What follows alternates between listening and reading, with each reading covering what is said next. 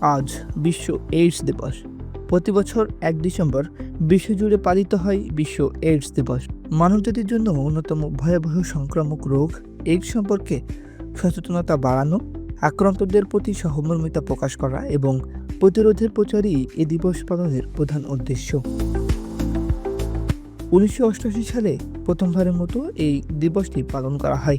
তখন থেকেই বিশ্ব স্বাস্থ্য সংস্থা WHO এবং UNAIDS এর নেতৃত্বে শুরু হয় এক বিশাল বৈশ্বিক প্রচারণা। মানুষকে HIV সম্পর্কে সঠিক তথ্য দেওয়া, প্রতিরোধে উদ্বুদ্ধ করা এবং আক্রান্তদের পাশে দাঁড়ানোর অঙ্গীকার।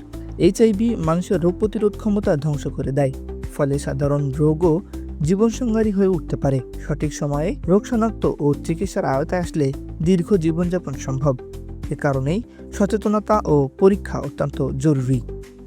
মনে রাখার বিষয় হলো, এইডস মানেই মৃত্যু নয়। সময় মতো পরীক্ষা, সঠিক চিকিৎসা এবং নিয়ম মেনে চললে দীর্ঘ স্বাভাবিক জীবনযাপন সম্ভব। তাই ভয় চেয়ে প্রয়োজন সচেতনতা এবং সঠিক জ্ঞান। বিশ্ব এইডস দিবস আমাদের শেখায় অজ্ঞানতার অন্ধকার নয়, জ্ঞানই পারে জীবনকে বাঁচাতে।